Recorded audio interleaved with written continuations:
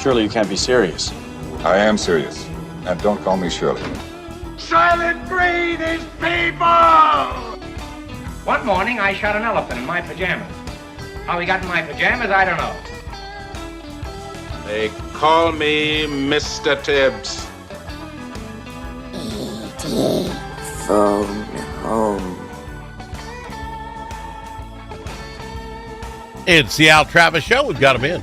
Senator Mark Koran. A pleasure to have him on. Senator, you're muted just real quick. I want to start from scratch. You actually testified in front of the Senate committee, right, up for fraud or a subcommittee of that of some sort? Homeland Security, but it was on fraud, yes. Okay. There's a subcommittee. I want to start from scratch. Obviously, a Minnesota senator, that gives you a leg up on the average guy getting the call. How did you get the call to say, hey, we want you to come talk in front of our committee? Yeah, so, I do a lot of work, right? I've been active in tracking and the fraud and my role in the Legislative Audit Commission, all those things. But sometime during the late fall or late summer, I think, an organization came in and did I think Armin Rosen, I forget what organization he's with. So coming in and talk about the fraud in Minnesota. Mm-hmm. And so we spent a couple hours together, and I think he spent a week or almost 10 days here talking to everybody. And so from that perspective, he sends me a note and says, hey, I just gave your name to Senator Hawley's general counsel in the Senate. Okay. They've called him. They must have had some contacts and said, hey, we're preparing for a hearing on fraud February 27th. And so they said, who would you pick? Who would you think out of all your time? You spent 10 days in Minnesota interviewing people. Who would you pick? And so he threw my name up. He says, nobody gave him information like I gave him information. Yeah. So that's how it starts, right? You show up to a lot of different places and things happen. So they know who you are, and you are a great call. Don't you? I think as good as anybody in the state, you were the guy. But here now, I want to. So they say, Senator Koran, was that Monday you were on? Monday. Tuesday. We were supposed to be February 27th, but they got a foot of snow then the 25th. It kind of paralyzes those East Coast sisties. So you're in on Tuesday. So you got to fly out Monday, get a hotel, I presume, and do the thing. Do they pay for that? Nope. Wow. Nope. See, that's just that. See, that is so wrong. You're stuck with it. Tell me that. So you're going to pay for a flight to get to Washington, the Uber to get somewhere, and hotels in Washington, you're $500, $600 a night, right? I mean, this is an expensive trip. Now, I spent 21 years on the road. I know how to find hotels. All right. And I don't care if it's a room, but I actually found the modern version, just a mile and a half from the White House or from the state capitol, and probably as close as you can get without $400 a night. In fact, there aren't very many hotels within that. Yeah. But the micro hotel. So you get the room was 9 by 20.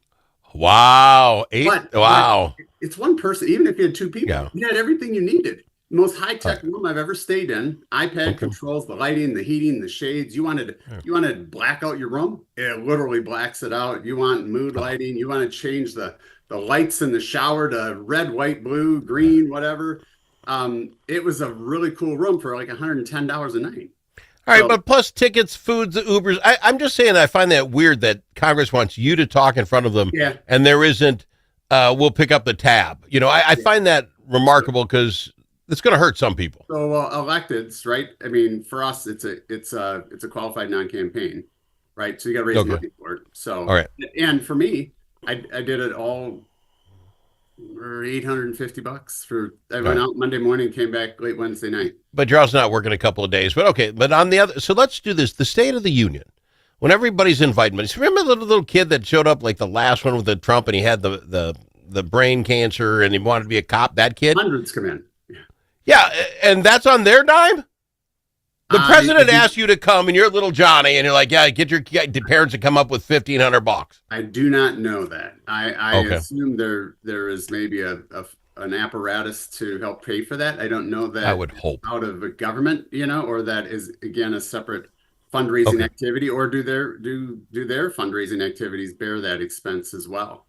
All right, I don't know, but I want to find out first, because if anybody ever asked me to go, I'd like to go, but I'm not going to spend a few $1,000s be hanging around with 1,600 other people in a little room. Not my deal. Okay, then so you get the call, you accept the call that comes up. Does somebody from that committee kind of give you a brief on how it's going to go, or did you just watch a lot of old ones to kind of get a feel? No, it's far more prepared. So you get so I talked to Howie's chief counsel or general counsel, and so he becomes your key guy. We start talking. The plan was to talk about fraud on the 27th, and so you have to have a 5-minute written opening statement, and then you provide your opening statement. Then you go through a whole host of. For us, it was very iterative because I helped inform what the questions were, what it was about. So we really got to set all of that up, and then walking through and formulating the questions. We were taking a little bit different slant though, because Kristen Robbins and Marion Rarick, representatives, and Walter Hudson went and testified to the House, right? And so from the fraud committee perspective, Kristen Robbins was at the Senate last week, I think, from the fraud perspective, or from the fraud committee. What we decided to do is take, and kind of say, well, is that just hyperbole? Tell me what's proven. So we went from the perspective of my 9 years on the Legislative Audit Commission, for which those holes or that ineffectiveness in the fraud had been investigated and validated by the most respected nonpartisan, entity we have. So, but we walked through the script, right? Help them formulate based on the background, based on the areas of questions you could answer. Sure. In most cases, I'm not interested in like the inflammatory talking points. No. I want them to learn something. Yeah. You know what I mean? And so we try to pick out the areas and then the key elements of what did you learn, like the money going out. How the hell do you move $6.5 million every week for 2 years? When you did that, and I watched, when you said that, and you talk about, are you not saying, because this is what hit me, obviously there are banks that are complicit in this. If I'm not mistaken, if you take $10,000 in or out of a bank, right, the government gets a call and they said, why is Al a drug dealer now? Or something, you know what I'm saying? So there's, and how do you get $700,000 in cash? I'm just hypothetically, Bob's $700 million. Yeah. But you're going to do $1 million at a time, right? Or whatever was going on in the country in the bag. So you're Al's Autism Center. Yep. I get a fake check for $2 million. I didn't do anything for it, but I got it. I put it in my bank, right? Okay. You got it. It's in the bank. How much am I allowed? You don't take out $800,000, $1 million, put it in a suit. Can I get it in cash? Yeah. You know, it'd be unbelievable. Yeah. How many times you go to the ATM machine to get the max $400? What? Your bank wouldn't even have $1 million in cash the day after you deposit $1 million in cash, right? See, this is my point. So how do they get a suitcase? There has to be bankers who are in on this, that were willing to get that kind of cash. I think it was enabled because of the Hawala process, right? So, but at the same time, think about that outbound flow. So if you followed it, I said from 20, because I wanted to know the scale and scope. It's kind of to be educational to the average person. Go, what the hell did you guys just talk about? But give the numbers. And why you did the numbers. It ends up being $700,000 a day. Yeah, or something crazy. You said something like that. Far more than that. Yeah. I mean, it's $6 million, $7 million every week for 52 every week of the year for at least 2 years, right? It's been every week since 2014. But you look at that number, to move 6-7 million cash from that region, right? And some of it we just learned in the latter years came from Columbus, Ohio. Yeah. And so they had to coordinate with the banks to order the cash. They had to order the cash from the Federal Reserve specifically, far more than any bank would ever have on cash on hand on a weekly basis, and a collection of banks even on cash on hand. So I asked for from the Banking Association, I want to know what's the actual cash delivery by the Federal Reserve to all Minnesota banks. Yeah.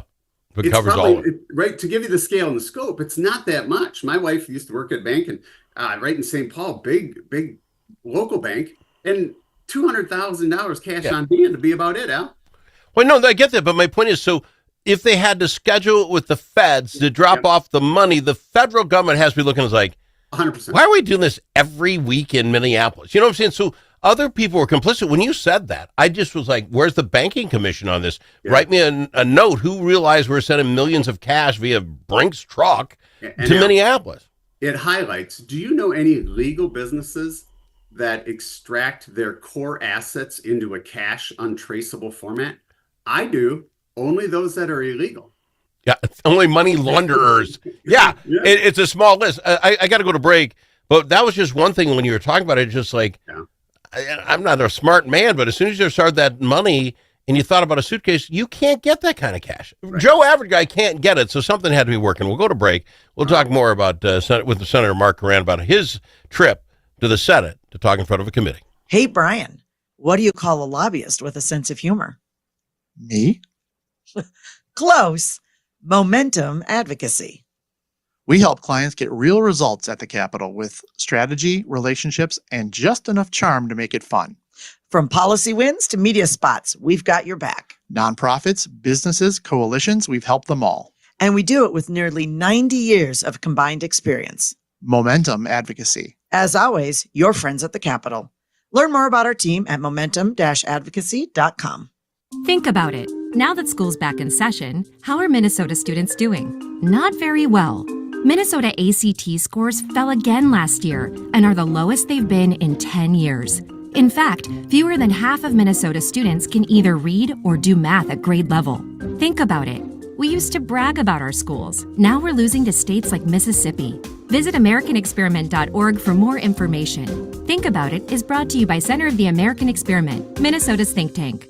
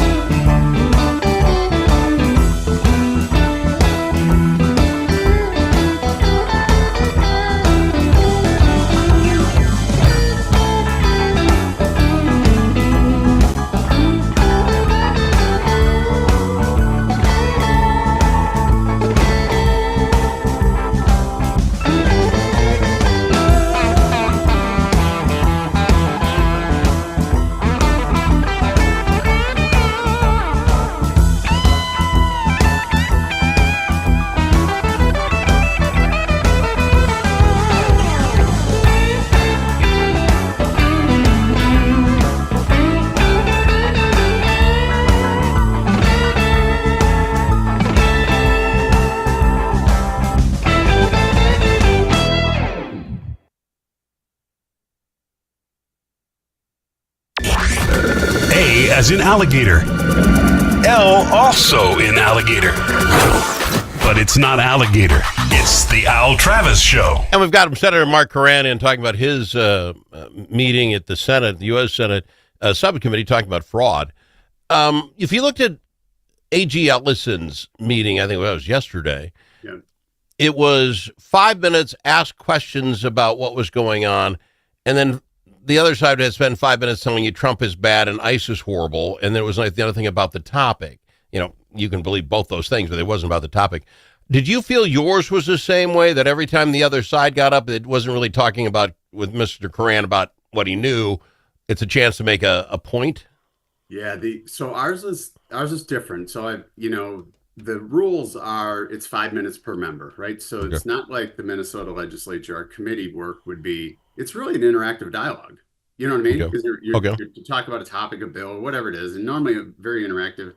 No limits, right, on the number of times you can talk and All right. limit of total time, those types of things. So, Senator Hawley, we were in the subcommittee within the Homeland Security, and so he chairs that. And you know, you had your 5-minute opening. The timers were there. The timers, he basically threw the timers away. We planned on 2 topics, so it was a more natural flow, right? And other members could speak. They, I think a couple of them, maybe they didn't. I don't know if. Yeah. Do you think they heard you? Do you think something was learned by any of them? I mean, that's what it's there for. I think they're actually what I was worried about out for hours is at the end, it's let's talk about the solutions. I didn't get to use the line I had prepared because it was, well, what are the solutions? And so the other 2 testifiers, LexisNexis, who I'm working with and I've worked with for 30 years, they're Do Identity, largest data aggregators in the world. And then Seamus Bruner, who was with the Peter Schweitzer organization, Governor Accountability Institute. They were really focusing on LexisNexis both. The other one was on the riot, who's funding, who's organizing the riots in Minneapolis, St. Paul, and they're all related. But they did kind of wrapped it up with, and Senator Lim, the ranking minority member, Democrat, it talked about, well, what's the solution? And so Senator to lay out the solutions. I talked about a few of those elements, self-attestations and things that the Fed should just eliminate. But they didn't circle back when they got to finish. So I had to do it after off the record. All right. Or we'll submit it, today for the record. And so it'll be formal, but I was the only state legislator there. And I was like, hey, just so you senators know that the bane to an existence of a state legislature is crappy federal law. There you go. That's good. And they wouldn't, and I'm sure they wouldn't deny it. So we had a really good dialogue. We wrapped up with a really good dialogue of what is that solution, for it's really about eligibility determination of a benefit, whether states paying for the federal. I don't want to let you go without this thing that came out, but probably Monday. It didn't get any real news press, and you were out on Tuesday, so you probably didn't get to see it. But NPR came out with what the Optum folks did, the people that Governor Walz hired to tell us what's wrong, did a preliminary one, Minnesota Medicaid payouts. They talked about $52 million because we didn't follow our own rules. And then what kills me about this, John O'Conley, Minnesota Medicare director, comes out and says, well, that wasn't fraud. That was just us not following our rules. And Optum comes out and says, if we just follow the rules, Minnesota could save $1.7 billion, sir. Yeah. I ask you, where in the world, other than under a Walz administration, could a guy in charge, Mike Conley, come out and say, hey, this isn't fraud, people. It's just I don't follow the rules you set up, and we lost 1.7. Right. If you were the governor, would he be lasting through the end of the sentence before you fired him? Nope, that's the problem, Al. And with every one of them, and now they're spin doctors, right? The gas. Yeah. Well, it happens to everybody, and now we're just victims. And Al, and I look at it. Let's just look at the 2 programs that they created and did nothing, and they didn't follow the rules, right? Oh. And so between autism services and the housing support services, it blew up to almost $800 million for 2 years. That was gone. And 90%, they're guessing, was completely fraudulent. Yeah. So don't give me that. And we're only limited based on the resources, and it's only federal resources who are doing the deep dive to do the investigation of do they physically exist and are they doing their job? Well, the Office of Legislative Auditor has been yelling this stuff. You now pay Optum $2 million to tell you the same stupid thing. Mike Conley, or John Conley, doesn't even care that he's not following the rules. They're telling you anyway he's not, and the governor doesn't speak up about it. It's been a week. This doesn't make the front page of the flipping paper. No one knows about it. You know what? I'm tired of finding out this stuff. I don't want to hear it anymore because you know what? I might rip my own eyeballs out. It's the paper was arguing whether we'd hit $1 billion in fraud. Remember, you can't prove it to me. Now it's at $9 billion, and we got 1.7 just because we don't want to follow our own rules. This is off the chart, sir. Fix it. Help. How? And what's missing out of that is during the COVID, it was $430 million of UI. They classify it as overpayments. It's like they were unqualified payments. We call that fraud. And so it's no, just overpayment. Did you collect any of that? No, You laugh. I don't know what you're going to do starting on Tuesday, but go get this stuff because I read this story again and no one else covered this thing. That is crazy. Yeah. Follow the rules you guys make for them. Follow those rules. Yep. We're saving 1.7 mil. Yeah. Or billion. Al, go ahead. I'll leave you. I want to always leave you with the depressing thought.